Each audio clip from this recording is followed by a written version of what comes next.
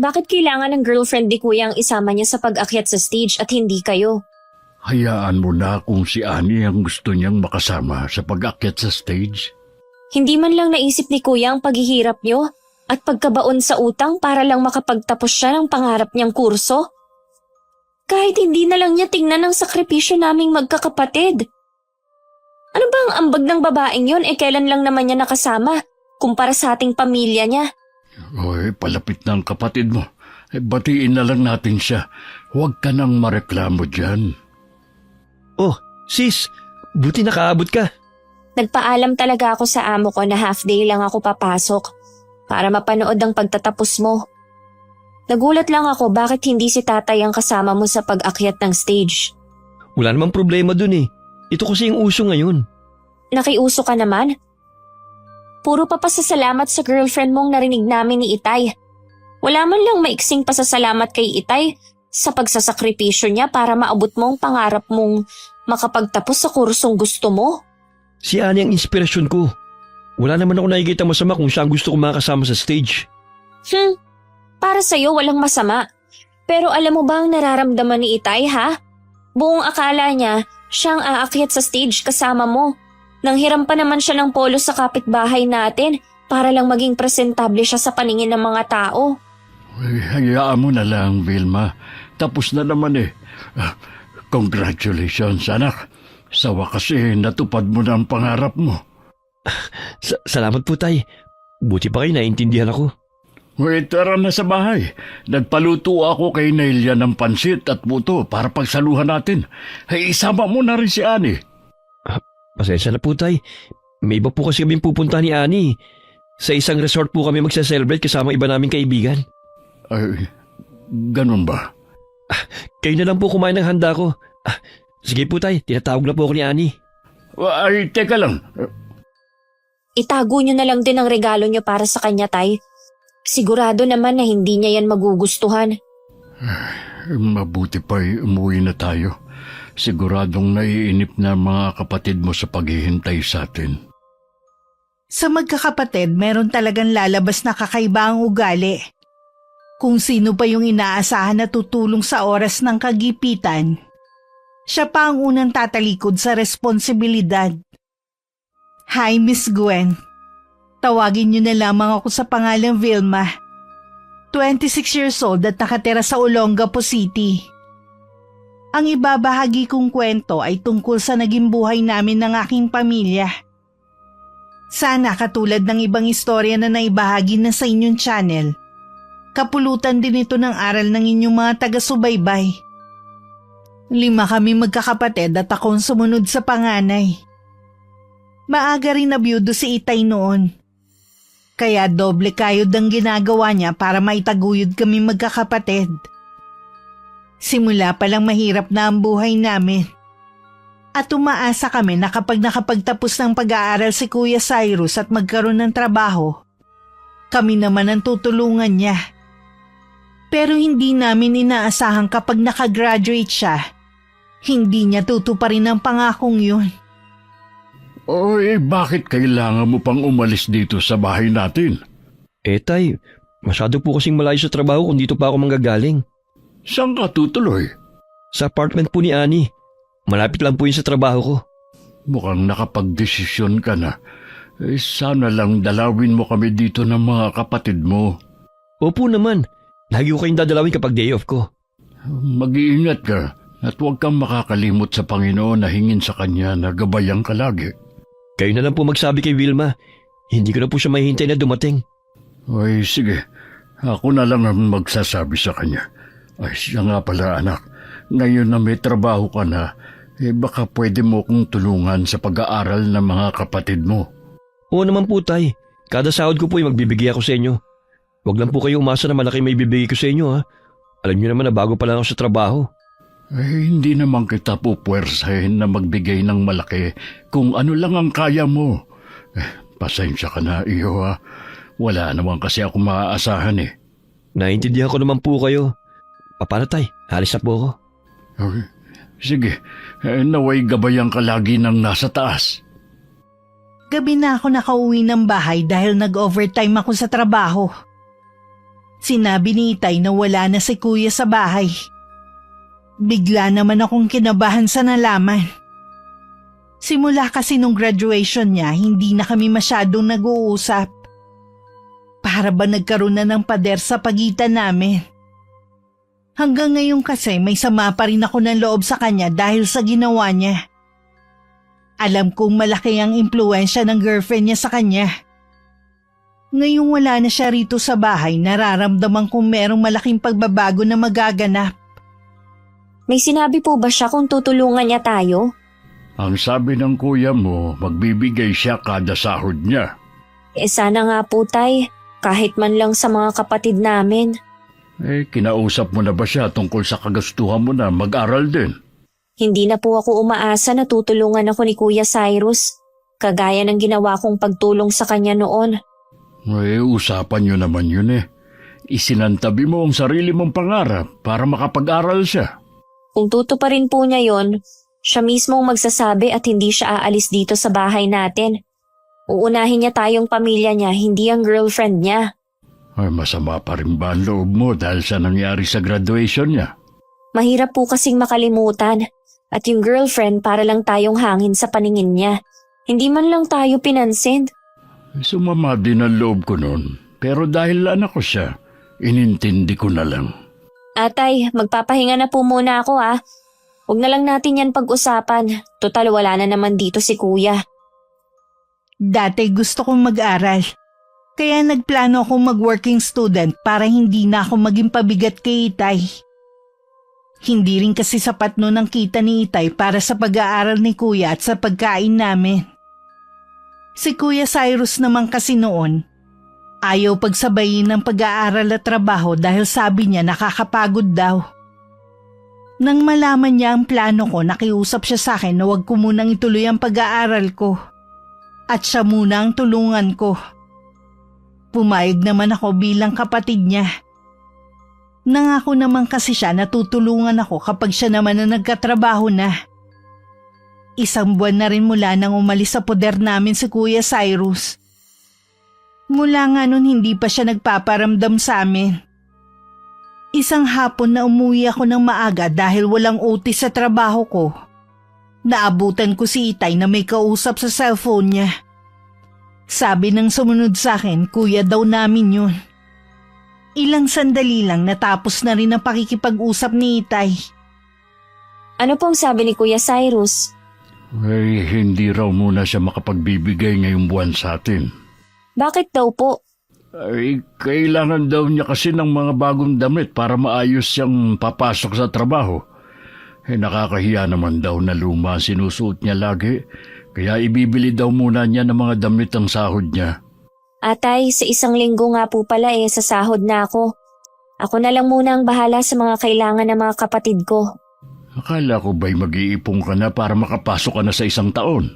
Hindi na po muna. Tutulungan ko muna kayo. Pasensya ka na anak kung hindi sapat ang kita ko sa pagkakarpintero katulad ngayon wala akong gawa. Siguro kailangan ko na rin maghanap ng ibang trabaho. Pwede naman po, huwag niyo lang pwersahin ang sarili niyo.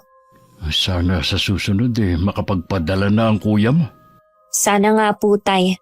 Pero kung ako sa inyo, huwag kayong masyadong umasa para hindi kayo masaktan. May tiwala naman ako sa kuya mo. Maghintay lang tayo. Alam niyo po ba, nakausap ko sina Kuya Ron. Nakasalubong daw nila sina Kuya at girlfriend nito sa mall. Ang sabi niya, hindi daw sila pinansin nila Kuya. Para daw nag-iba na siya at ang taas ng tingin sa sarili. Huwag ka maniwala dun, Keron. Naiinggit lang yun sa kuya mo dahil hindi siya nakapagtapos. Gumagawa lang siya ng kwento. Mula pagkabata, magkaibigan at magkaklase na sila. Hindi naman siguro siya sisiraan ni Kuya Ron dahil wala naman silang pinag-awayan. Huwag kang makikinig lagi sa mga sinasabi ng ibang tao. Hindi tayo dapat nawawalan ng tiwala sa kapatid mo. Hindi na lang ako nakipagtalo pa kay Itay para hindi na humaba ang usapan tungkol kay Kuya. Siguro nai-stress na rin siya dahil sa mga sinasabi ng mga kapitbahay namin. Dati kasi pinagmamalaki niya na si Kuya mag-aahon sa amin sa kahirapan. Pero pagkatapos makakuha ng trabaho, iniwan na kaming pamilya niya. Matulin pang lumipas ang 3 buwan. Tuluyan nang nawalan ng trabaho si Itay. Ume-extra na lang siya kapag may mga trabahong malapit sa amin. Hindi naman ako nagrereklamo na nahihirapan na ako. Pero nakikita siguro sa mukha ko ang pagod. Hindi pa rin nagpapadala nun ng pera ang kapatid ko. Lingid sa akin, pinuntahan pala siya ni Itay sa apartment at tinutuluyan nila ng girlfriend niya. Tay, ano pong ginagawa niyo rito? Ay, pasensya ka na anak kung bigla akong pumunta dito nang wala man lang pasabi. Wala na naman akong magagawa nandito na kayo Mabuti na lang wala ngayon si Annie. Nagsasama na ba kayo ng girlfriend mo? Hindi po tay, umuwi pa rin siya sa bahay nila. Dumadalaw lang siya rito. Natural, dahil kanya naman tong apartment Meron din ba siyang trabaho? Meron at mas malaki ang sahod niya kumpara sa akin. Bakit yun naitanong? Naitanong ko lang naman. Kasi baka ako dahil sa kanya kaya hindi ka makapagbigay sa mga kapatid mo. Pasensya na po tay. Malit pa lang kasi ang sahod ko Pinagkakasya ko lang sa mga pangangailangan ko. Wala na kasi akong regular na trabaho Nahihirapan na rin si Vilma sa pagtaguyod sa iba niyo pang kapatid. Ay nako, puro na lang reklamo si Vilma imbis na tumulong na lang Hindi naman nagre-reklamo ang kapatid mo. Kaya lang yung nakikita ko na sa kanya ang pagod. Binaliwala na nga niya ang pangarap na makapag-aral pa siya. Sabi nga niya, hindi na siya umaasa na tutulungan mo siya na makapag-aral. Hindi ko naman kasi obligasyon na pag-aralin siya at iba pa naming kapatid. Pero tinulungan ka ng kapatid mo noon. Isinantabi niya ang sariling pangarap para matupad mo ang sayo. Huwag na po natin pag-usapan pa yan. Itong pera, yan lang muna. Pakiusap lang, huwag na kayong pupunta rito. Ayaw ko sinani na may ibang tao pumupunta rito sa apartment Hindi pa nga kayo mag-asawa under ka na niya. Hindi naman po sa ganun. Sana naman, dalawin mo kami sa bahay. Namimiss ka ng mga kapatid mo. Sa day off ko po pupunta ako sa atin. Gusto pa sanang makiinom ni Itay ng tubig dahil nauuhaw siya nun pero tiniis na lang niya. Dahil sa nakikita kay kuya. Hindi nga siya inalok man lang na maupo. Bago umalis, pasimple pang sinulya pa ni Itay ang kabuuan ng apartment. Hindi niya maiwasang ikumpara ang bahay namin sa tinitirhan ni Kuya Cyrus. Ang perang binigay ng kapatid ko agad na pinamili ng bigas at delata ni Itay. Para pambaon ng mga kapatid ko sa eskwelahan. Nakapag-extra po ba kayo, Tay, kaya nakabili kayo ng bigas at delata? Dapat nga meron. Kaya lang hindi pa daw kailangan ng helper. Huwag niyo pong sabihin na inutang niyo yan. Hindi anak. Alam mo naman na hindi na muna tayo pinapayagan na mangutang sa tindahan. Galing ako sa apartment ng kuya mo. Galing sa kanya ang perang pinambili ko. Mabuti po nagbigay siya. Oo nga Ang ganda pala ng tinitira ng kapatid mo ngayon. Kaya po siguro mas pinili niyang doon tumira.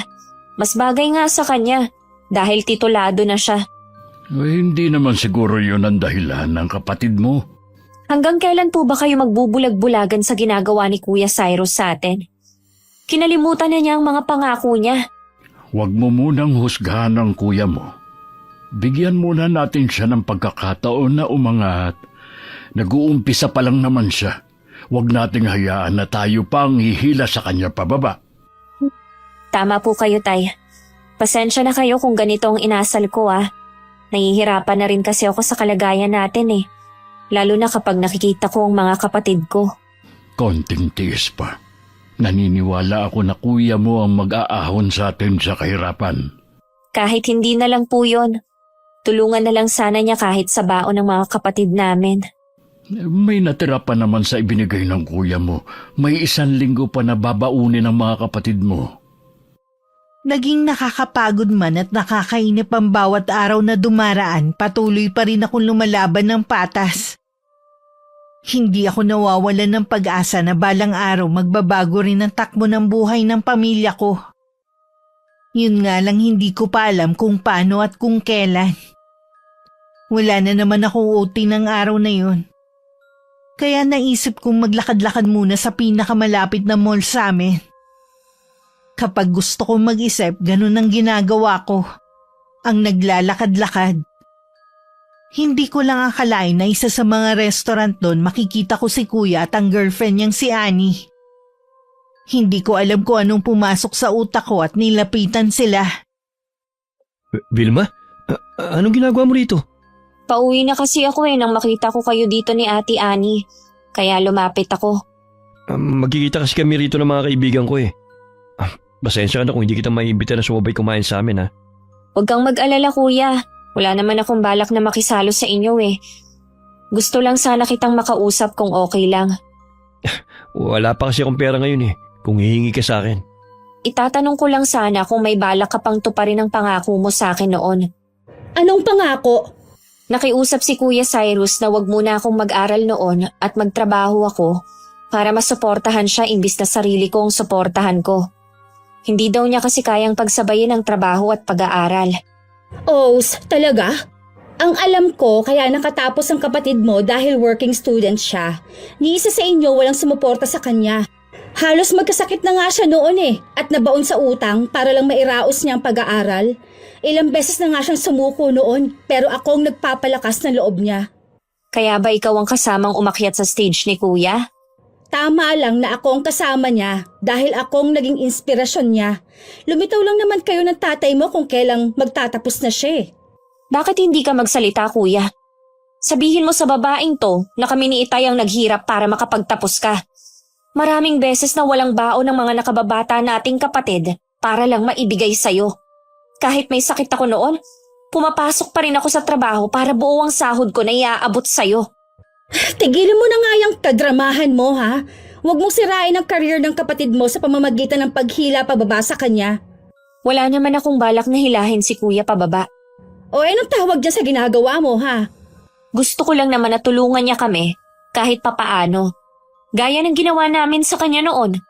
Utang niya pa rin sa amin kung nasaan siya ngayon. Talagang ipagpipilitan mo na may ambag ka sa kapatid mo ha? Ako ang saksi sa lahat ng paghihirap niya. Katunayan nga niyan, umuutang pa siya sa akin para lang may panggastos siya sa pag-aaral dahil napupunta pa sa inyong sarili niyang kinikita. Kaya sa akin siya may utang na loob, hindi sa inyo. Puro kasinungalingan lang ang kinukwento sa'yo ni Kuya Cyrus para maawa ka sa kanya. Pwede ba Vilma? Huwag mo akong ipahiya sa harap ni Annie. Tama lang naman na ipahiya ka. Kung ano-ano palang kasinungalingan ang sinasabi mo sa kanya. Anong klase kang anak para pasamain ang ama natin sa ibang tao? Para magmukha kang mabait, ha? Umalis ka na kung ayaw mong hilahin kita palabas dito. Hindi mo na kailangang gawin yan. Nasabi ko na rin naman ang dapat kong sabihin. Ikaw, Annie, hindi mo pa lubos na kilala ang kapatid ko. Baka pagsisihan mo kung bakit naniwala ka sa kadramahan niya. At ikaw, Kuya, may karma ka rin sa mga ginawa mo. Masama ang loob na lumabas ako ng restaurant na yun. Hindi ko na pinansin ang mga kakaibang sulyap sa akin ng ibang kumakain doon. Ngayon malinaw na sa akin ang lahat kung bakit parang hangin lang kami sa paningin ni Annie. Hindi man lang niya pinapansin ang tatay namin. Yun pala puro kasinungalingan ng kinikwento sa kanya ni Kuya Cyrus. Tama ka nga mahal. Magaling magdrama ang kapatid mo. Mabuti na lang sinabi mo kaagad sa akin para maging handa ako. Sabi ko nga sa'yo nakakapagod din ang kadramahan nila. Kaya lang, hindi ko pa rin sila matiis na hindi abutan.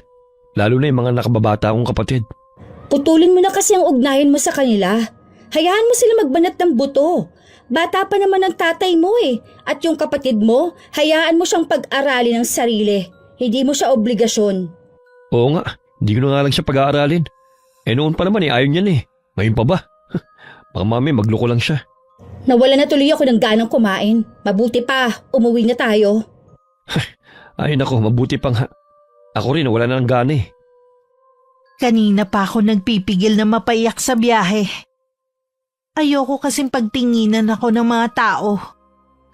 Baka mamaya may kumuha pa sa akin ng video na hindi ko alam at mag-viral pa. Pagdating sa amin, dun na ako bumulalas ng iyak. Sobra naman ang pag-aalala ni Itay na sinuri pa niya ang katawan ko. Iniisip niya siguro na baka na-hold up ako o di kaya may sumalbahi sa akin. Nang kumalma na ako, tsaka ako ikinuwento ang lahat na naging pag-uusap namin ni Kuya Cyrus. Hindi ako makapaniwala na nagawa yun ng kuya mo sa atin. Kahit ako, ganyan din po ang nararamdaman ko. Kaya pala para lang tayong hangin sa harap ng girlfriend niya. Dahil sa mga paninira niya. Hindi ba kayo nagtataka? Sa loob ng 2 taon nilang relasyon, hindi man lang siya dinalan dito ni kuya. Natatakot kasi siya na mabukos sa mga kasinungalingan niya. Noon pa'y napupuna ko na ang kakaiba niyang ugali. Pero hindi ko alam na ganun pala kalala. Paniwalang paniwala naman sa kanya ang girlfriend niya. Palagay ko ginagamit lang siya ni Kuya Cyrus para makuha ang gusto niya. Kung ganun, biktima rin si Annie. Magaling talagang artista si Kuya Cyrus. Madali niyang napapaniwala ang mga tao. Tapos tayo ang nagmumukhang masama sa paningin ng iba. Gusto ko siyang makausap. Huwag niyo po siyang puntahan. Baka mamaya ipahiya din kayo. Hayaan niyo na siyang pumunta dito sa atin. Kita ang lungkot at pagkadismaya sa mukha ni Itay. Alam ko nasaktan siya sa mga nalaman. Kinabukasan hindi namin inaasahan ang pagdating ni Kuya sa bahay sakay ng NMAX. Nang makilala siya ng mga kapatid ko, sinalubong naman siya at manghang-mangha sa sinakyan niya. Imbis na matuwa, sinita pa niya. Huwag niyo nga hawakan yan. Oras na magasgasan yan, malilintikan kayo sa akin. Eh di sana hindi mo dinala yung motor mo dito. Hoy, hindi basta motor yan na nabibili sa tabi-tabi. Palibasa wala kang alam. Ang alam ko lang nagbago ka na mula nang makapagtapos ka at magkaroon ng trabaho. Bueno, naiinggit ka dahil sa narating ko ngayon, ha? Bakit naman ako maiinggit sa'yo? Alam naman natin kung kanino ka may utang na loob, kung bakit nandyan ka sa kinalalagyan mo. Akala mo yata nakalimutan ko na yung ginawa mo kahapon eh. Pinahiya mo ko sa harapan ni Annie. Mabuti na lang hindi siya naniwala sa'yo. Hindi ka naman dapat mapapahiya kung naging totoo ka lang sa kanya. Kami pa talaga ang ginawan mo ng kwento Ang galing mo. Dahil sa ginawa mo, wala ka nang aasahan sa akin. Wala naman talaga Dahil yun naman talaga ang plano mo. Ang iwan kami sa ere. Nasaan ba si Tay? Saan gusto ko makausap, hindi ikaw? Nandito ako. Tay, mano po? Marunong ka pa palang rumispeto sa akin. O baka dahil may mga nakatingin na mga kapitbahay. Mabuti pa, dito tayo sa loob ng bahay mag-usap. Sumunod kayong 2 sa akin. Tay, hindi naman po kasi magandang ginawa ni Vilme. Napahiya ko sa harapan ng girlfriend ko. Hindi naman alam ng kapatid mo na iba pala mga sinasabi mo kay Annie. Bakit mo yun nagawa sa amin? Bakit hindi ka makasagot ngayon? Gusto mo lang naman yatang magpa-impress sa girlfriend mo. Pinasama mo pa kami para magmukha kang kawawa, ulirang anak at kapatid. Ni hindi ka nga makapaglaban ng sarili mong damit Tapos palalabasin mo na kinakawawa ka namin? Tumigil ka na nga. Kundi susungal nga rin kayong bibig mo. Sige, gawin mo! Yan naman talaga ang tunay mong kulay. Dumalaw ka lang ba rito para awayin ang kapatid mo? Ha? Nandito po ako para ipaalam na hindi ako makakapayag na sirain yung mga plano ko. Ang tagal kong pinangarap ang buhay na meron ako ngayon. Tapos hihilahin nyo lang ako? Hindi ako papayag. Ano ba ang gusto mong mangyari? Huwag na huwag nyo kong pupuntahan o lalapitan kung sakali na makita nyo ako sa ibang lugar. Hintayin nyo na lang na dalawin ko kayo. Paano mga kapatid mong nag-aaral? Alam mo na wala na akong trabaho. Hindi kakayanin ni Vilma na pasanin lahat ng gastos dito. Tama po si Annie na hindi ko kayo obligasyon na tulungan. May sarili akong buhay na kailangan kong harapin. Hindi rin naman kita obligasyon na paaralin, pero dahil mahal kita isinantabi ko ang pangarap ko. Sana pala naging makasarili na lang ako noon. Nasisiguro ko kasi kung ako ang nasa kalagayan mo ngayon, hindi ko kakalimutan ang pamilya ko. Pasensya na pero kailangan ko maging makasarili kung gusto ko magtagumpay sa buhay. Kung yan ang gusto mo, hindi ka namin pipigilan.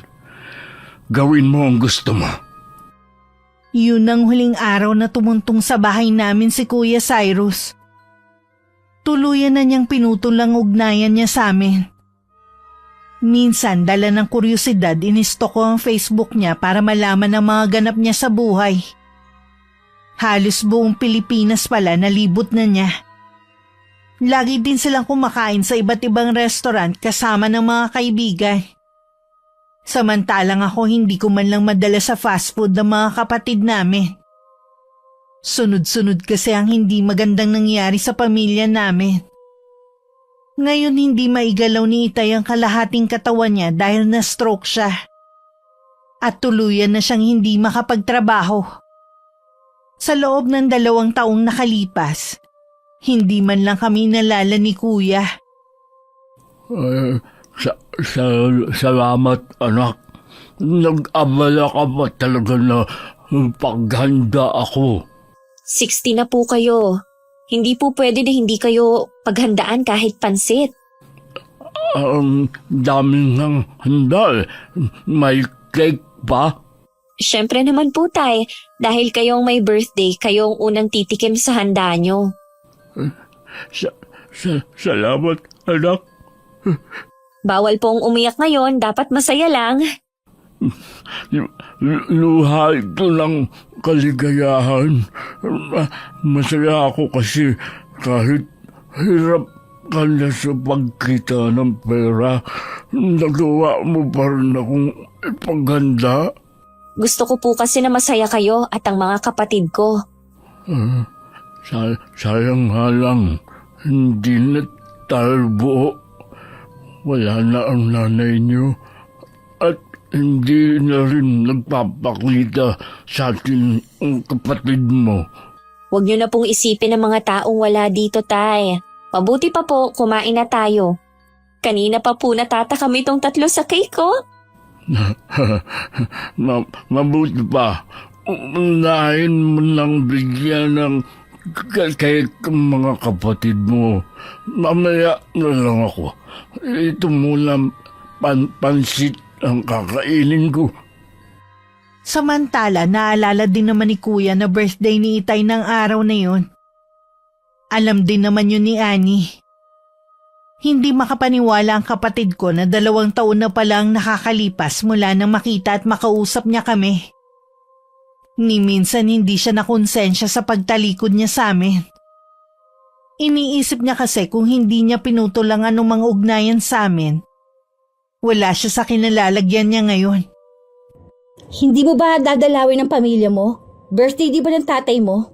Nako, hihingi lang ng pera ang mga yun.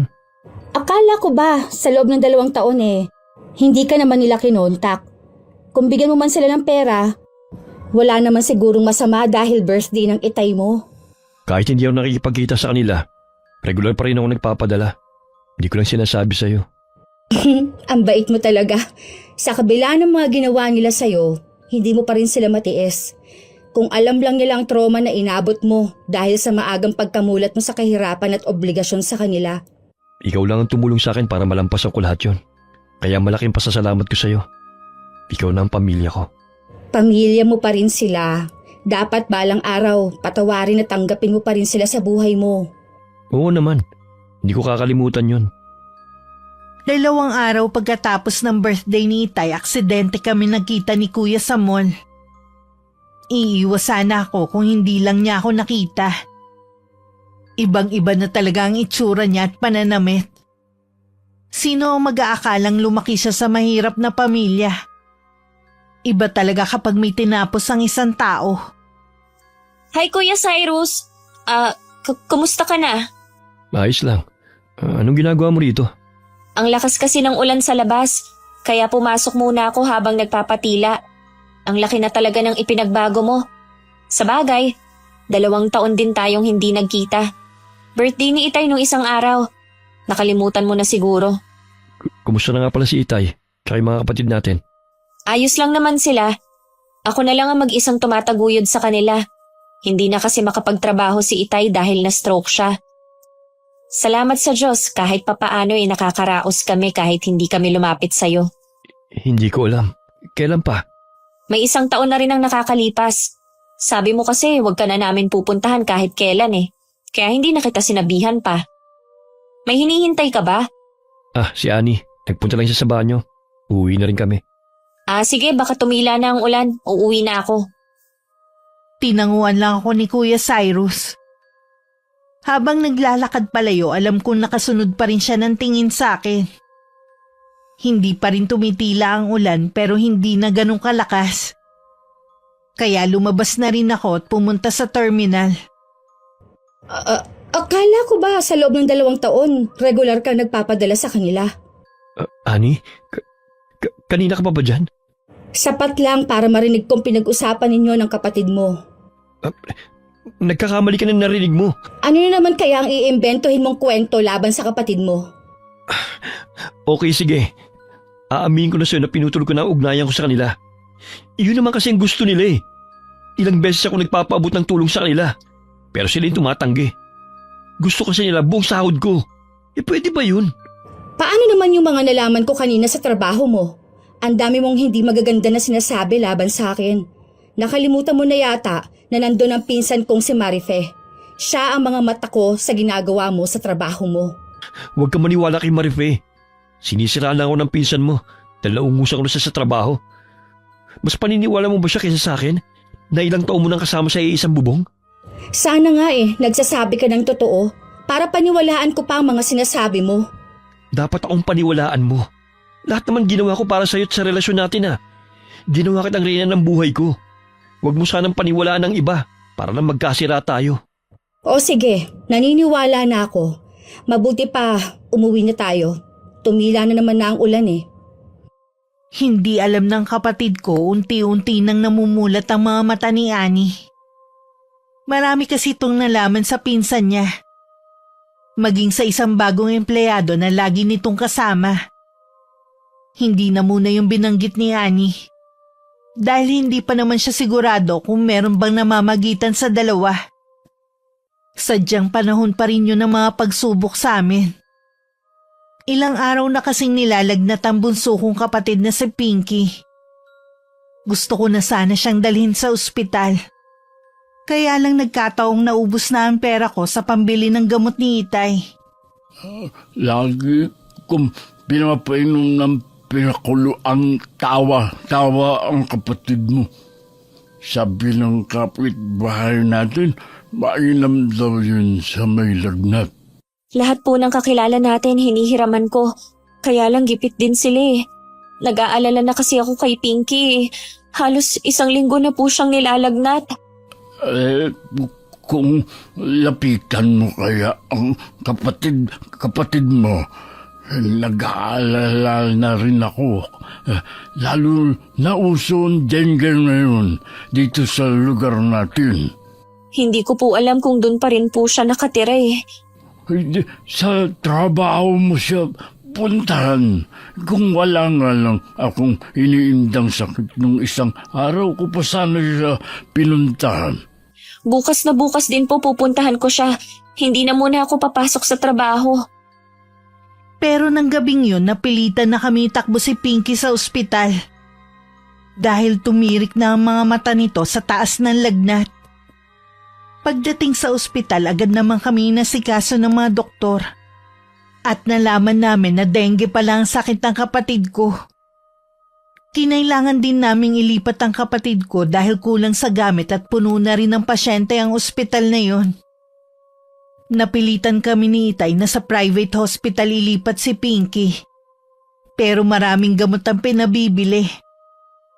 Nagpaalam muna ako kay Itay na pupuntahan muna si Kuya Cyrus. Pero pagdating ko sa pinagtatrabahuhan niya, hindi pala siya pumasok. Mabuti na lang ibinigay sa akin ng guard ang address ng bahay nito dahil nagpakilala akong kapatid niya. Kitang-kita ang gulat sa mukha ni Kuya nang makita ko. Nasa likod niya si Annie na hindi rin maikakaila ang pagkabigla. Siguro nagtataka sila kung paano ko natunto ng bago nilang bahay. Paano mo nalaman ang bahay namin? Galing ako sa trabaho mo. Nalaman ko nga na hindi ka pumasok kaya hiningi ko sa guard ang address mo. Sinabi ko na kapatid mo ko at may emergency lang na kailangan kitang makausap. Humanda talaga sa akin ng guard na yon. Basta na lang nagbibigay ng impormasyon? Hindi naman siguro ibibigay ni Manong guard kung hindi sinabi ni Vilma na kapatid mo siya. Ano ba kasing kailangan mo sa akin Di ba sinabi ko na noon na wag niyo akong pupuntahan? Pasensya ka na kuya Wala na talaga kasi ako malapitan Nasa ospital si Pinky. Nadengge siya at wala kaming pambayad sa ospital. Pinagluloko mo ba ako Wala namang bayad ng mga public hospital ah. Kinailangan kasi namin siyang ilipat ng private hospital eh. Kailangan namin ng ipambabayad. Walang-wala talaga ako ngayon. Ang yabang mo rin kasi, no? Wala ka rin naman palang pera. Sa mamahaling pang ospital mo dinala si Pinky. Dengue kasi ang sakit niya at mismong doktor na ang nagsabi na kailangan namin siyang ilipat dahil hindi kumpleto ang gamit sa una naming pinagdalhan. Dahil na rin sa dami ng pasyente. Ewan. Gumagawa lang yata ng kwento para perahan ako eh. Nagsasabi ako ng totoo, kuya. Maawa ka naman kay Pinky, oh. Pangako ko, babayaran ko rin sa'yo yung perang ibibigay mo, kuya. Ayoko mawala si Pinky. Wala akong pera dito. Dadalawin ko na lang kayo kapag hindi na ako busy. Kuya, pera ang kailangan ko ngayon. Nag-aagaw buhay ang kapatid natin. Huwag mo naman pairalin yung kadamutan mo ngayon, oh. Wala ka na ba talagang konsensya, ha? Hindi ka ba nakakaramdam ng awa? Madamot pala ha? Pwes, wala akong pakialam kung nag-aagaw buhay man si Pinky. Sa iba ka manghiram, huwag sa akin na madamot pa kapatid. Maawa ka naman, kuya. Kung kinikailangan, luluhod ako sa harapan mo. Umalis ka na kung ayaw mo kaladkarin kita. Bakit hindi mo nilang bigyan ng pera ang kapatid mo? Baka totoong nasa ospital si Pinky. Sinungaling ang babaeng to. Kaya huwag kang maniniwala sa kanya. Kahit kailan, hindi ako nagsinungaling sa'yo. Hindi ko para gamitin ang kapatid natin para perahan ka. Ayaw mo talagang umalis ha? Halika nga rito. Bitiwan mo ko. Hindi mo ako kailangan kaladkarin. Tama lang siya ito. Dahil ginugulo mong tahimik kong buhay. Diyan ka! Huwag ka nang babalik pa rito. Kuya, maawa ka. Totoong nasa ospital si Pinky. Kung gusto mo, sumama ka sa akin. Kuya! Umalis ka na! Hindi mo ako mauto!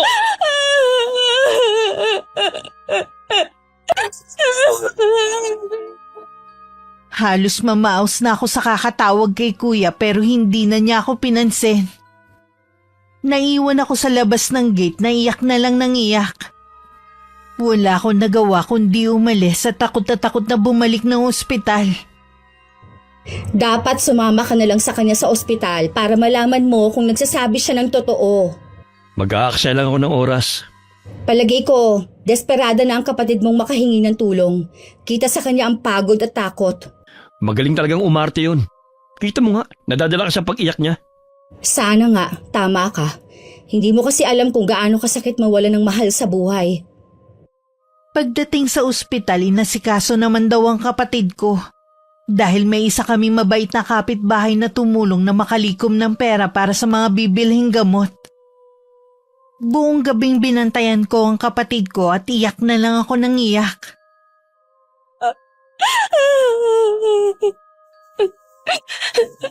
Pinky, huwag mo kaming iiwan, ha? Yung pangako ko sa yung cake para sa birthday mo, pinag-iipunan na ni ate. Lumaban ka lang, ha? Hindi namin kakayanin kapag nawala ka rin katulad ni nanay. Kapag nakita mo siya, huwag ka munang sasama, ha? Sinabi ng doktor sa amin na dahil severe dengue na, nagkaroon na ng komplikasyon ng mga organ ng kapatid ko. Nang gabing yun tuluyan nang bumigay si Pinky.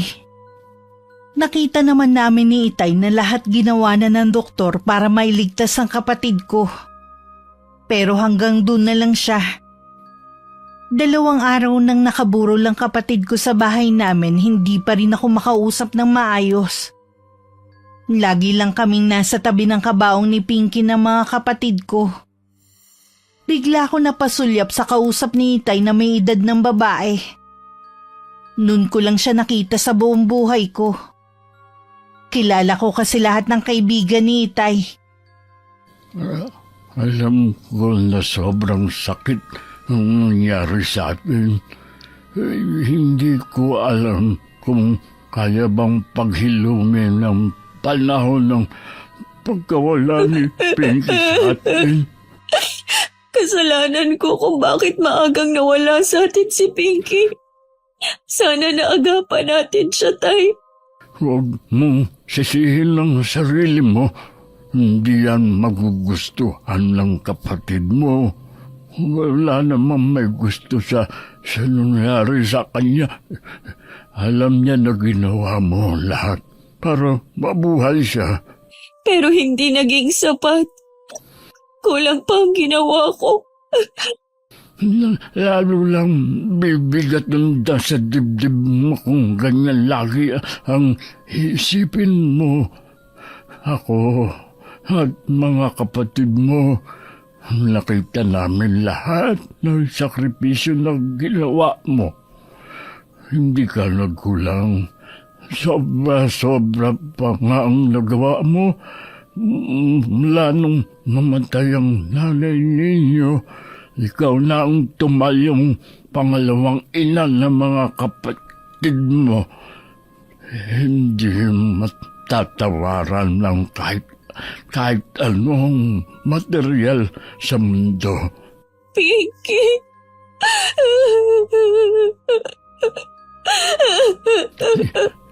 Isipin mo na lang, masaya siya kasama nanay niyo. Hindi na siya mahihirap kasama natin. Sana masaya ka na kung nasan ka man ngayon. Makakain mo na lahat ng gusto mo. Kahit yung cake na pangarap lang natin.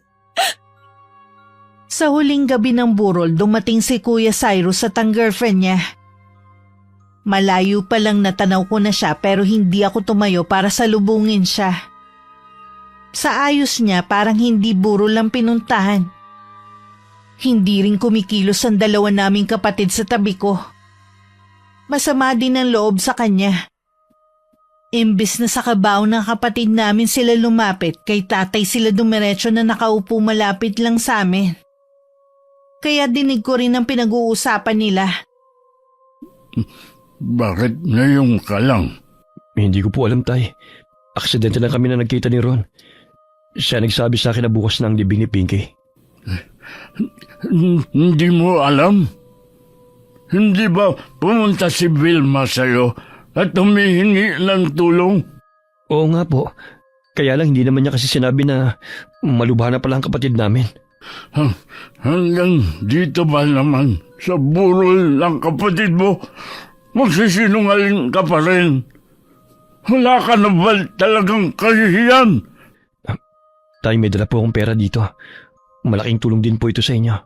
Hindi namin kailangan ng pera mo! Isaksak mo yan sa baga mo! Akala ko ba kailangan mo ng pera? Nung buhay pa si Pinky at nasa ospital siya, hindi mo ba nakikita? Nasa kabaong na siya. Hindi na niya kailangan ng pera mo. Umalis ka na at huwag ka nang babalik dito kahit kailan. Wala kaming kapatid na kasing sama at damot mo. Wala kang karapatan na paalisin ako. Kapatid ko rin si Pinky. At gusto ko rin siya makasama sa huling sandali. Ngayon pa kung kailan malamig na bangkay na siya? Sana noon pang nabubuhay siya. Ilang beses kanyang hinahanap pero kahit kailan, hindi ka nagpakita sa kanya. Kahit man lang sana sa mahalagang okasyon sa buhay niya. Umalis ka na. Respeto mo ang pagdadalamhati namin ng mga kapatid mo. Sobra naman kayong magsalita. Nandito ako para tumulong sa gastusin sa pagpapalibing kay Pinky at sa naiwan yung bayarin sa ospital. Hindi na namin kailangan. Hindi mo kami obligasyon, di ba? Huwag mo nang alalahanin pa yun. Kami lang bahala sa mga naiwan na gastusin. Kayo na nga itong tinutulungan, kayo pang nagmamalaki. Ayaw lang namin magkaroon ng utang na loob sa iyo. Sige, kung yan ang gusto nyo. Hayaan nyo sana masilip po ang kabaong ni Pinky bago kami umalis. Hinayaan na namin siya ni Itay na malapitan ng kabaong ni Pinky at masilip ito sa huling sandali. Nakatingin ako kay Kuya kaya hindi nakaligtas sa akin ng biglang pamumutla ng mukha niya at panlalaki ng mga mata. Napaatras din siya ng ilang hakbang bago dahan-dahang lumayo hanggang makaalis sila ni Annie. Lumapit naman ako sa kabaong ni Pinky at pinagmasdan ng maamo nitong muka. Siguro tinakot mo siya, no? Tama lang. Para kahit papano makaganti ka sa kuya natin. Kahit kailan talaga. Napakaduwag niyang tao. Hanggang makauwi, tahimik lang si Kuya Cyrus. Kapansin-pansin din ang pagkabalisa niya. Malikot din kasi ang mga mata niya. Sa bahay na rin siya kinausap ng girlfriend tungkol sa pagpunta nila sa burol ni Pinky. Kanina ka pa tahimik dyan ah. Ano ba dapat ang maging reaksyon ko? Alam mo na galing tayo sa lamay. Sasama ba tayo sa libing bukas? Hindi na siguro. Ayaw naman nila akong makasama eh. Ipinagtabuyan nga nila tayo kanina eh. Intindihin mo na lang ang nararamdaman nila. Hindi madali ang mamatayan. Bakit? Hindi ba ako kasama sa namatayan? Nagluluksa din naman ako Hindi halata sa'yo. Mas mahalaga sa'yo na makita ng mga tao doon ang ibibigay mong pera. Hindi nga nila tinanggap, di ba? Sila pa yung nagmamalaki. Mas gusto pa nilang mabaon sa utang kaysa tanggapin ang ibinibigay ko sa nila. Kasalanan mo rin naman kasi. Nagpunta na dito si Vilma pero hindi mo man lang siya tinulungan. Malay ko ba naman na nagsasabi siya ng totoo? Noon pa, nagsasabi na siya ng totoo. Tapos ako hindi?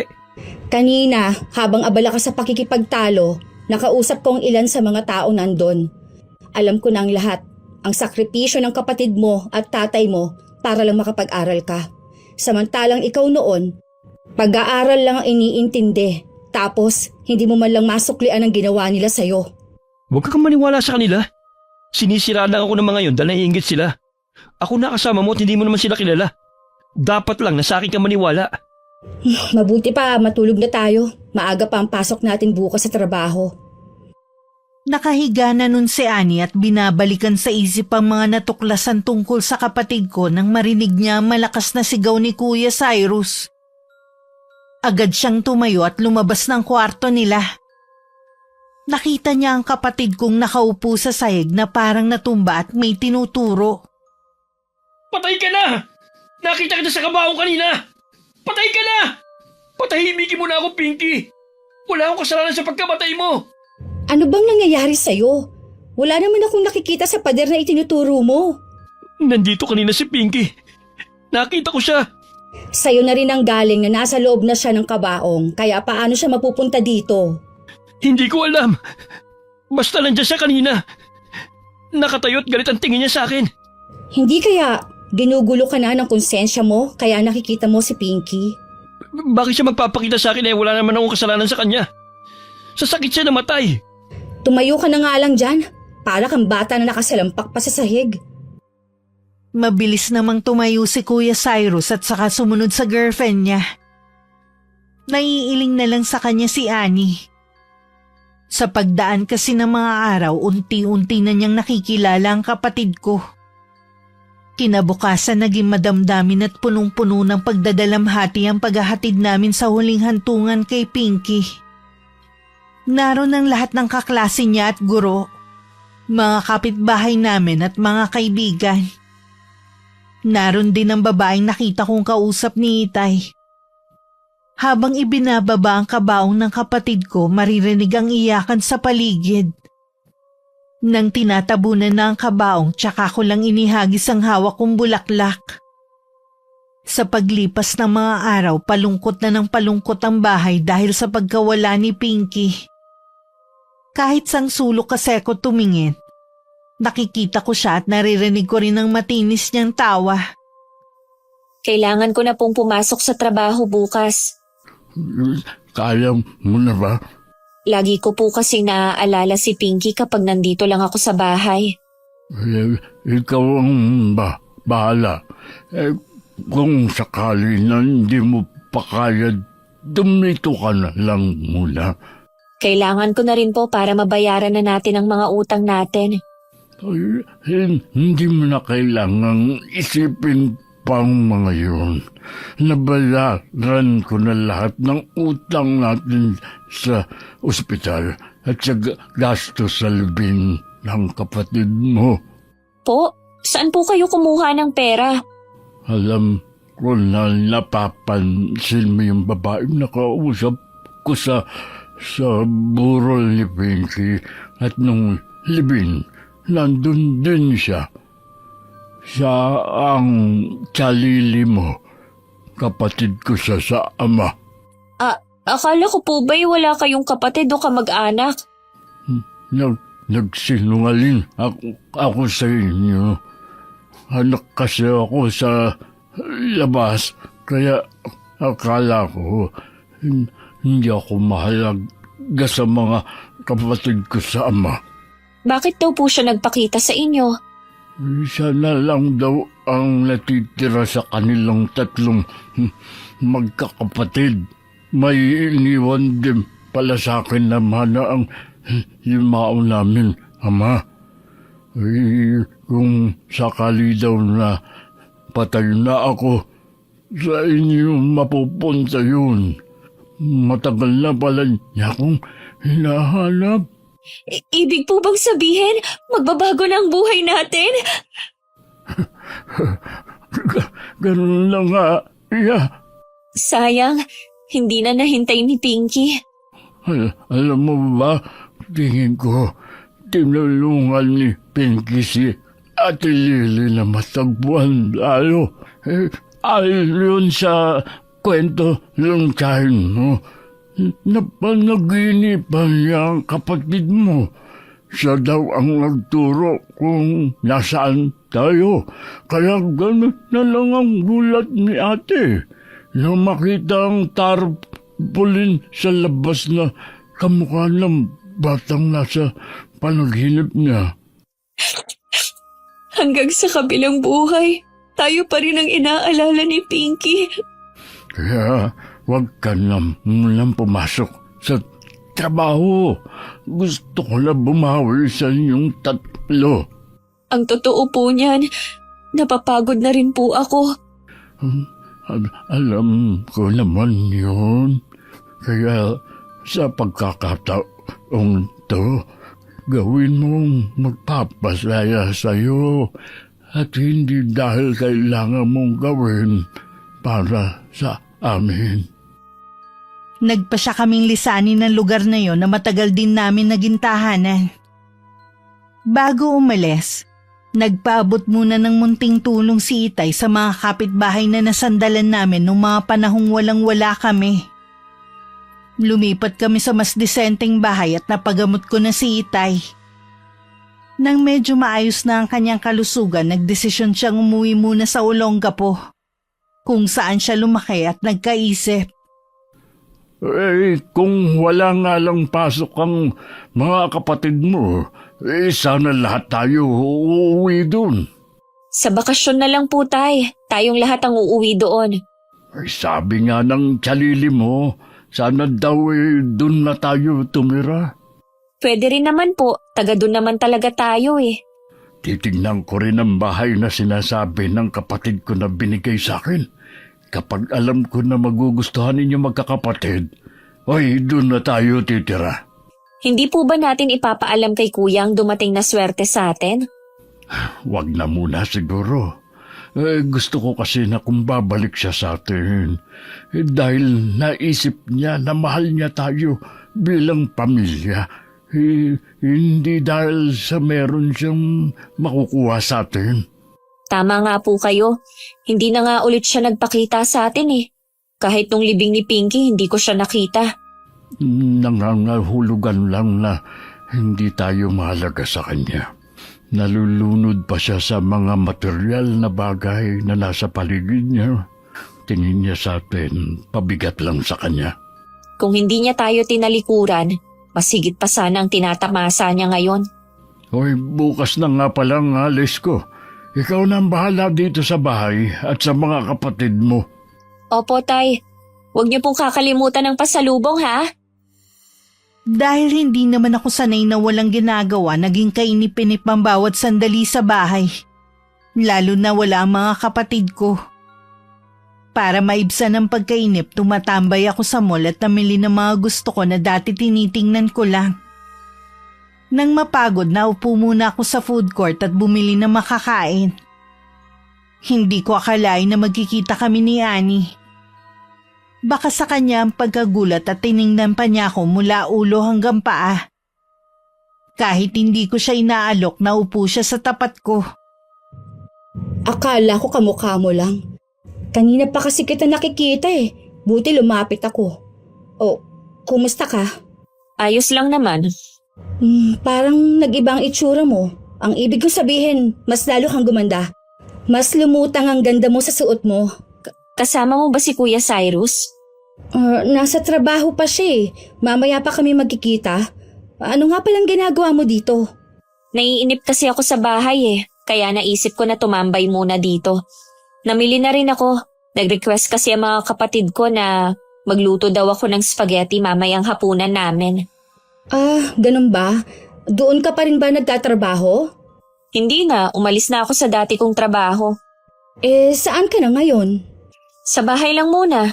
Ilang taon din kasi ako na puro trabaho lang Kaya ito, nag-e-enjoy muna ako sa buhay na meron kami ngayon. Ang mabuti pa, samahan mo na muna ako na hintayin si Cyrus. Sino naman ang may sabi sa'yo na gusto ko siyang makita? Kapatid mo pa rin siya. Os, baka nakakalimutan mo kung paano niya kami trinato noon. Ako nang humihingi ng dispensa sa ginawa niya sa inyo. Kahit ako, humihingi din ng tawad. Naniwala kasi ako sa lahat ng mga kasinungalingan niya Nung burol ng kapatid mo, may mga tao akong nakausap. Sinabi nila lahat ang sakripisyo ninyo noon para lang makapag-aral si Cyrus. Ano naman kung nalaman mo na ang totoo? May magbabago ba? Maibabalik kaya ang buhay ni Pinky? Hindi na nga. Pero pwede pa kayo magkaayos ni Cyrus. Masaya na kami kahit wala siya. Nasanay na kami na hindi na niya kami itinuturing na kapamilya. Sa'yo na siya. Wala na kaming pakialam sa kanya. Teka lang Vilma. Huwag ka na muna umalis. Matindi talaga ang galit niya sa kapatid. Sa bagay, hindi ko naman siya masisisi. May isang oras din naghintay si Annie sa kapatid ko. Laman pa rin ng isip niya ang pagkikita namin. Habang kumakain nga sila ni Kuya Cyrus, parang lumilipad ang isip niya. Pinunatuloy ni Kuya ang pananahimik niya. May nangyari ba sa'yo habang hinihintay ako? O problema sa trabaho? Kanina kasi nagkita kami ni Vilma dito sa mall. Nagpapatila na naman ba siya ng ulan? Umulan kanina Nakita ko siyang kumakain mag-isa, kaya nilapitan ko.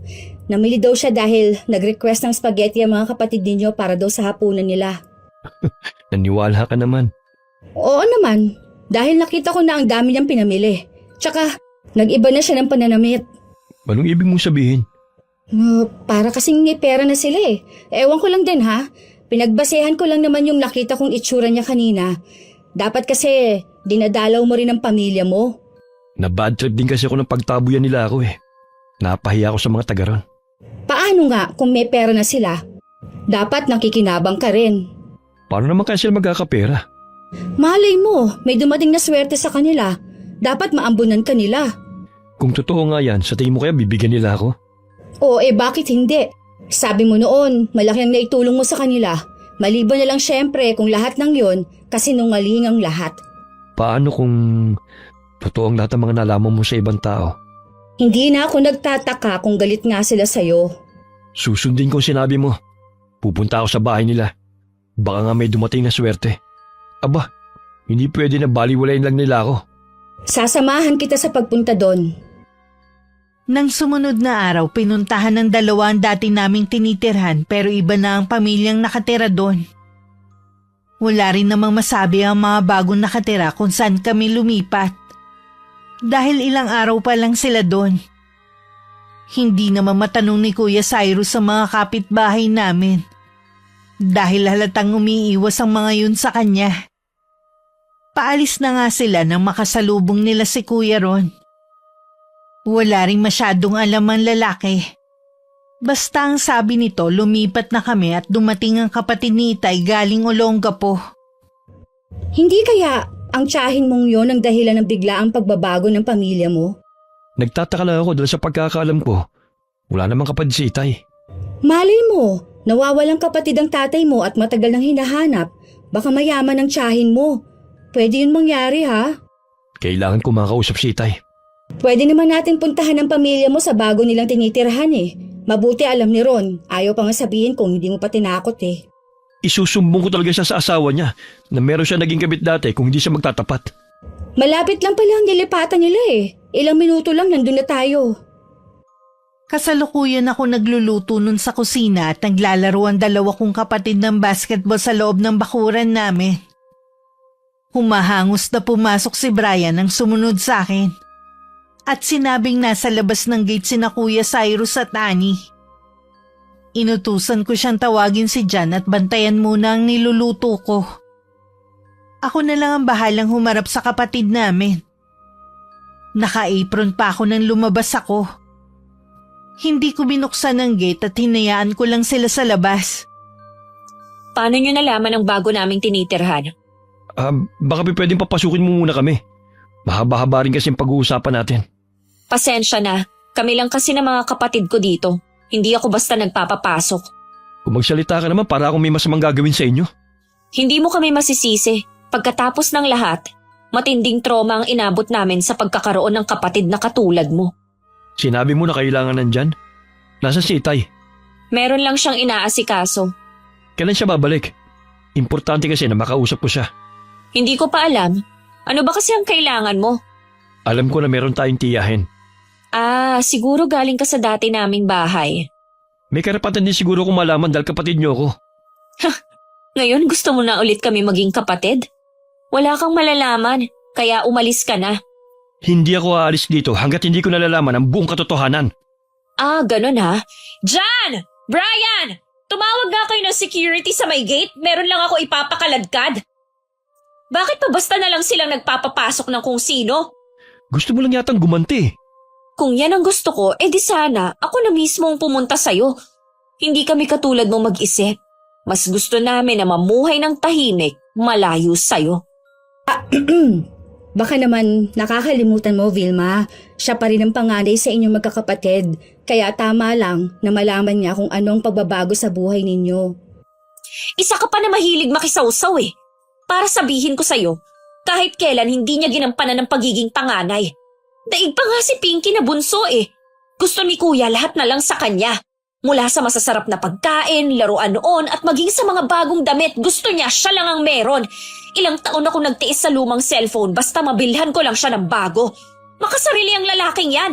Wala siyang pakialam kung may baon ba mga kapatid namin o may kinakain ba kami. Basta siya sagana sa lahat. Tama na nga yan. Nagdadrama ka na naman eh. Kailangan mo pa bang sabihin yan kay Annie? O bakit? Sinasabi ko lang naman ang totoo ah. Tapos ngayon, porke nabalitaan mo lang na maayos na ang buhay namin, gusto mo na namang angkinin ng para sa amin? Ikaw ang makasarili at madamot sa atin dalawa. Kapatid mo ako pinagdadamutan mo. Si Itay ang kakausapin ko pagdating niya. Alam ko na hindi niya ako matitiis. Hindi ko nga alam kung kailan siya babalik. Araw-araw akong pupunta rito hanggat magkausap kami ni Itay. Sasabihin ko sa kanya kung paano mo ko tratuhin. Vilma, sana maayos na ninyo kung ano man yung gusot na namamagitan sa inyo. Tandaan mo, dapat mas matimbang pa rin ang pagiging magkadugo kaysa sa material na bagay. Sana yan ang ipinayo mo sa lalaking yan noon at hindi sa akin. Sandali, huwag ka munang tumalikod. Kinakausap pa kita eh. Bastos talaga. Buisit. Bakit kasi ganyan ka makipag-usap? Paano kayo magkakaintindihan yan? Masyado ka kasing arugante. Nakakapikon eh. Umuwi na nga tayo. Baka mamaya dumating na ang mga security guard na tinawag ng mga kapatid mo. Nakahinga lang kami ng maluwag ng mga kapatid ko nang makita na umalis na ang dalawa. Nang sulyapan ko sila Brian, nanginginig pa sila. Ayaw na talaga nilang makita ang kapatid namin. Mabuti na lang kinabukasan dumating na rin si Itay. Nawili raw siya dahil nakita ang iba naming kamag-anak at mga kaibigan niya. Kitang-kita ang saya sa mukha niya. Para tuloy bumata ng ilang taon si Itay. Parang alam ko na po ang magiging desisyon ninyo. Ay, kung ayaw nyo naman, hindi ko kayo pipilitin na doon tumira. Nakausap ko po ang dalawa. Gusto na rin nilang umuwi doon. Kahit naman daw hindi na sila magkikita ng mga kaibigan nila. May Facebook naman daw po. Hindi naman daw sila malulungkot. Sabi nga ng tsalili nyo, siya na daw ang bahala sa pagpaparenovate sa bahay na titira natin doon. Ilang buwan na lang naman po bakasyon na. Konting panahon na lang ang hihintayin natin. Hoy, kumusta naman kayo dito habang wala ako? Ayos naman po. Tay, pumunta pala dito si Kuya.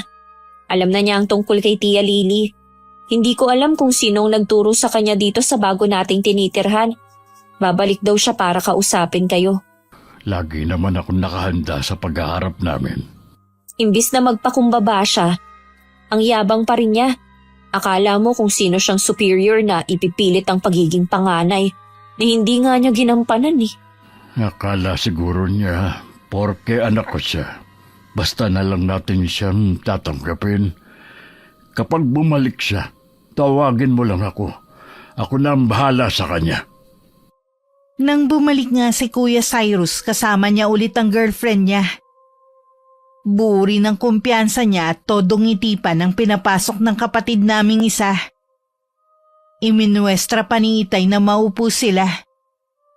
Kami namang tatlo magkakatabi na tahimik lang sa isang sulok. Ang ganda po ng inuupahan nyo kumpara sa tinitirhan namin. Dapat bumili na tayo ng bagong bahay. Mahirap kasing umuupi. Wala akong balak na bumili ng bahay dito. Uuwi na lang kami ng mga kapatid mo sa Olongapo. Baka naman pwede nyo ikwento kung paano kayo nagkaroon ng kapatid. Kapatid ko sa ama ang Chalili nyo. Anak ako sa labas ng tatay namin. Ah, ganun po ba? Totoo po bang mayaman siya? Oo, at may nakuha rin akong mana mula sa aming ama. Pero hindi yun ang gusto kong pag-usapan natin. Makikiusap sana ako sa iyo. Natigilan mo ng panggugulo sa amin ng mga kapatid mo.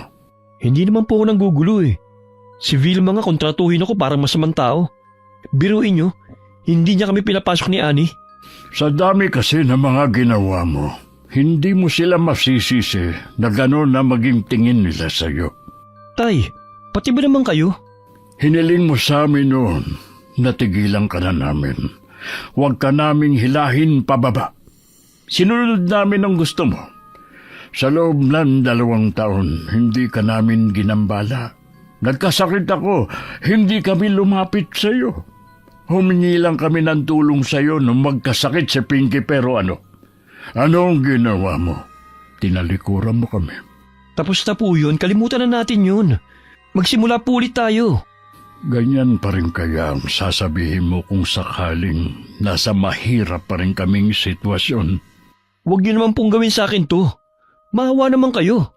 Nakatapos ka na at may magandang trabaho. Hindi na siguro ako masamang ama sa'yo. Kung ano mang meron ako, ipaubaya mo na sa mga kapatid mo. Huwag mo nang hangarin pa. Sigurado naman na malayo pa ang mararating mo. Kahit anong pagmamakawa ni Kuya sa tatay namin, hindi na tinag ang desisyon ni Itay. Walang nagawa kundi laylay ang balikat na umalis sa bahay namin. Nakita ko pang tumulo ang luha niya habang palabas ng pinto. Kilala ko po si Kuya Cyrus. Sigurado na meron siyang gagawin. Hindi po yun papayag na malamangan. Alam ko, nakahanda naman ako sa gagawin niya laban sa atin. Matatahimik lang po tayo kapag nakauwi na tayo ng Olongapo. Gaya ng iniisip namin ni Itay, hindi ganong kadaling matatanggap ni Kuya ang kabiguan. Na wala siyang makukuha sa parte ng pera ng tatay namin. Nabalitaan na lang namin na kumuha siya ng abogado para ipaglaban ang sinasabi niyang karapatan. Pero hindi kinatigan ng pinaglalaban niya na lalong nagpagalit sa kanya. Narinig mo naman siguro ang paliwanag ng abogado. Wala kang laban. Nasa tatay mo na kung gusto kanyang pamanahan. Tanggapin mo na lang siguro, natalo ka na. Ano? Hahayaan ko lang yung mga kapatid ko na magpakasasa sa pera ng tatay namin? Tama naman ang tatay mo eh. Nakatapos ka at may magandang trabaho. Mag-focus ka na lang sa career mo. Hindi ko rin magagawa yan. Dahil ang isip ko nasa pamilya ko. Wala ka nang magagawa kung nagmamatigas ang Itay mo. Kita mo nga, lumipat na naman sila ng bahay kaiiwas sa'yo. E di pupuntahan ko yung 2 kong kapatid sa pinapasukan nilang eskwelahan. Maawa ka naman sa kanila. Baka nakakalimutan mo, mga menor edad sila. Gusto mo bang makasuhan ha? Ikaw ang makukulong sa ginagawa mo eh. Tulungan mo na lang kasi ako mag-isip ng paraan. Wala nang ang ibang paraan kundi ang magbago ng isip ang tatay mo. Napakadamot nila sa akin. Pagkatapos ng lahat ng ginawa ko para sa kanila. Hayan ka na naman eh. Gumagawa ka na naman ng kwento na hindi naman nangyari. Kahit kailan wala kang ginawa sa kanila para maiahon mo sila sa hirap. Sila ang maraming tulong na ginawa sa'yo. Pagkatapos mo silang gatasan, iniwan mo na lang silang basta. Ikaw ang madamot. Gusto mo sa'yo na lang lahat eh. Magbabago na ako. Magiging mabuting anak na ako at kapatid sa kanila. Huli na ang lahat. Hindi na rin sila maniniwala sa bait-baitan mo. Sundin mo na lang ang sinasabi ko sa'yo. Nandito pa naman ako eh. Tayo na lang ang pamilya dito. Itinuloy pa rin ni Kuya Cyrus ang masamang plano sa dalawa naming kapatid. Akala ni Annie manggugulo lang siya. Yun pala balakid na pinandalawa. Mabuti na lang alerto ang mga to at nakahingi ng tulong. Hindi na lang kami nagsampa ng kaso dahil kapatid pa rin namin siya. Hindi ko akalain na magagawa mo ito sa mga kapatid mo. Hindi ko alam kung anong klaseng dugo ba ang nananalaytay sa'yo. Bakit ganyan ka kasama? Patawarin niyo po ako, Tay. Hindi ko po sinasadya. Gusto ko na naman po na mapansin niyo ako eh. Mapansin? O mabigyan ko ng pera? Napakasakim mo? Hindi ko na po hinahangad ang pera. Basta patawarin niyo na lang po ako at muling tanggapin. Hindi na kita mapapatawad pa. Kung tatanggapin uli kita bilang anak ko, baka malagay lang uli sa panganib ang buhay ng mga kapatid mo. Hindi ko na alam kung anong tumatakbo sa isipan mo dahil lang sa pagiging sakim mo. Si tatay na mismo ang pumutol sa ugnayan namin kay Kuya Cyrus. Alam kong nasasaktan siya. Pero si Kuya naman ang dahilan ng kaguluhan sa pamilya namin. Tama nga po siguro ang sinasabi nila. Sa isang pamilya ay merong ipapanganak na black sheep at si Kuya yon. Iniisip ko pa rin kung saan ba ako nagkulang sa paggabay sa kuya niyo. Bakit siya naligaw ng landas? Ganun na po siguro ang ugali ni Kuya. Hindi na siya magbabago kahit kailan. Tayo na lang pong lumayo para hindi mapahamak sa kamay niya. Oo, anak. Tayo na nga lang. Hindi ko na talaga mapapatawad ang Kuya. Oras na may masama na namang mangyari sa inyo. Ayos lang ako. Haba pa ang buhay ko. Gusto ko pang makita ang tagumpay niyo ng mga anak ko. Natahimik lang ang buhay namin nung nakauwi na kami ng Olongapo. Mula nun wala na kaming balita kay Kuya. Hindi na rin ako nagpatuloy sa pag-aaral. Para kasing nalipasan na ako ng panahon. Naniniwala naman kasi ko na ang tagumpay ng tao ay hindi lang sa pagkakaroon ng diploma, kundi sa diskarte rin sa buhay. Nagtayo na lang ako ng maliit na negosyo katuwang si Itay.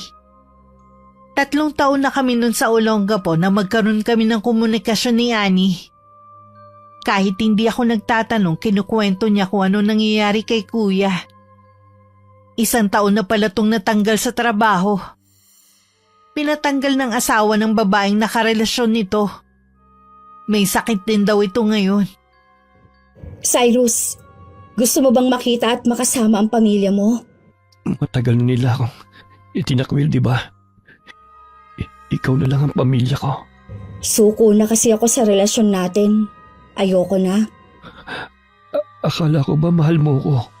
Oo, dahil akala ko magbabago ka, pero nagkamali ako. Sa kabila ng mga ginawa ko sa'yo, nagawa mo pang mambabae. Halos nauubos na ang pera ko sa pagpapagamot sa'yo, hindi ka pa rin gumagaling. Nakakapagod ka na. Gusto ko na lang umuwi sa amin. Maawa ka naman sa akin. Pangako, kapag gumaling na ako, maghahanap ka agad ako ng trabaho. Sa tingin ko, karma ang nangyayari sa'yo dahil sa sobrang sama mo. Hirap ka na nga sa pagkilos mo, hindi pa rin kita makitaan ng pagsisisi sa mga ginawa mo. Kaya ka lang naman bumalik sa akin dahil wala ka ng ibang mapupuntahan. Ginagamit mo lang ako. Minahal naman kita at inalagaan nun na.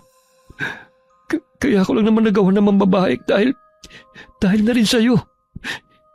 Ikaw mismo nagtulak sa akin para gawin yun. Ako pa talaga ang sinisi mo. Alam mo, tama ang pinsan kong si Marife. Uubusin mo lang ako hanggang mabaliw na ako. Kaya tama lang na iwan na kita habang may kaunti pang katinuan na natitira sa akin. Kaya ba ng konsensya mo na iwan ako dito mag-isa? Isasauli na kita sa tunay mong pamilya, sa ayaw at sa gusto nila.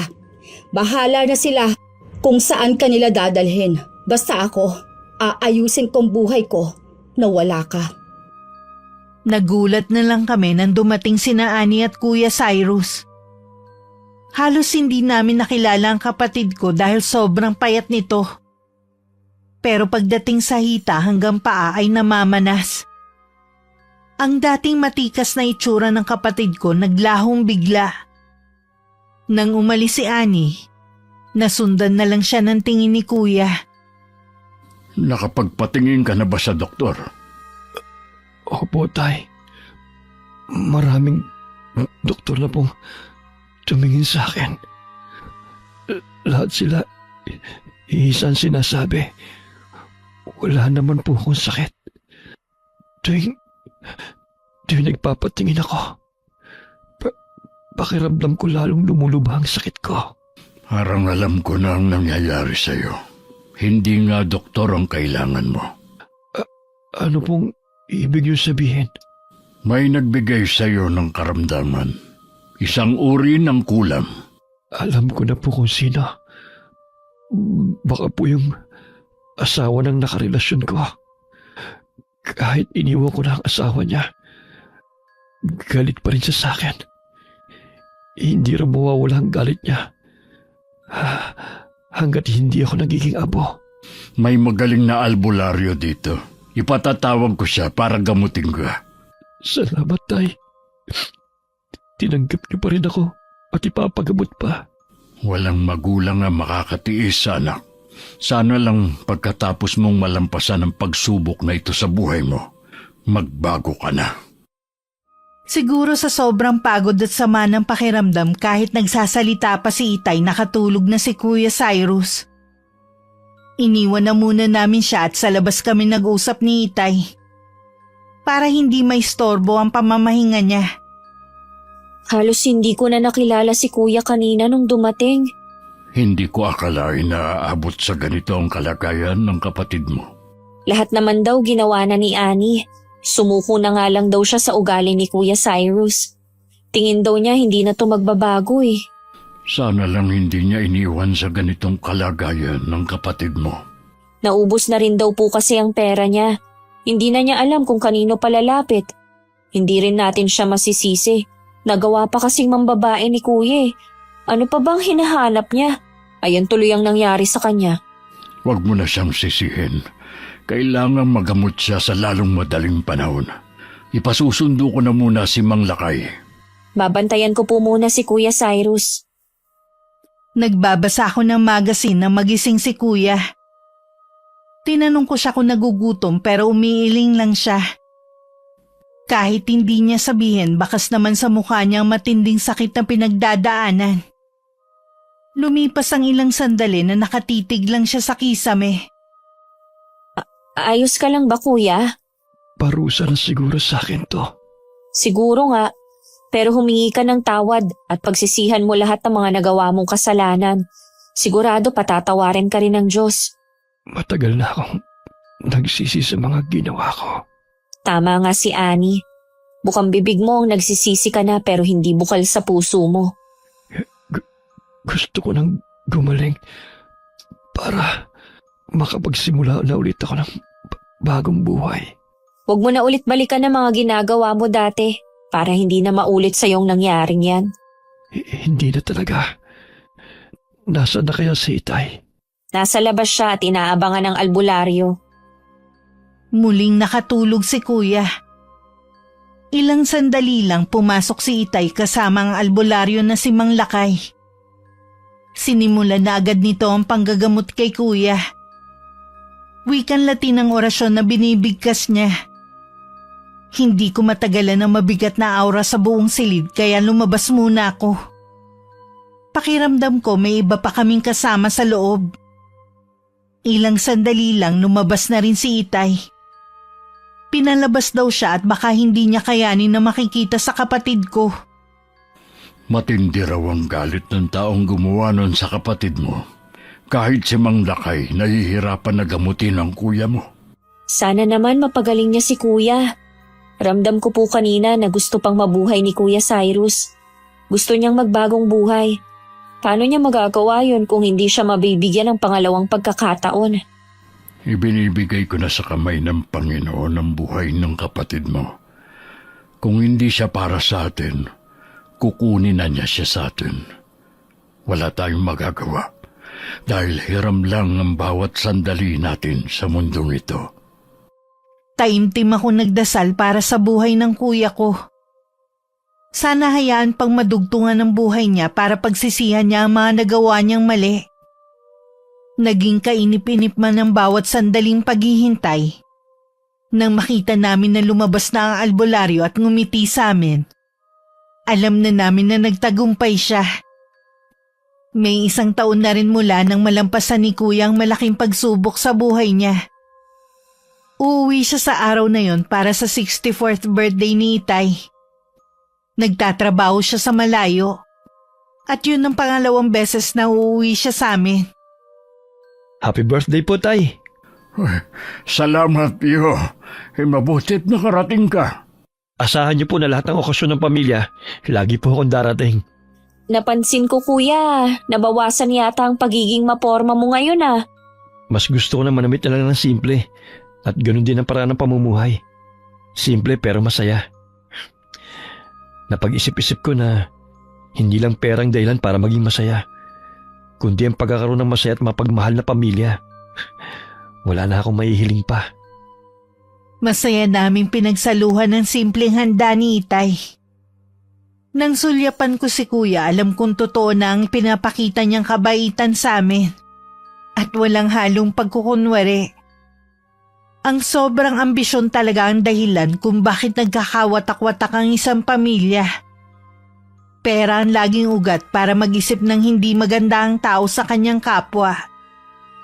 Kapag pinagsama ang pagiging ambisyoso at pagiging mukhang pera, nagbubunga to ng kapahamakan hindi lang sa sarili, maging sa mga taong nasa paligid natin.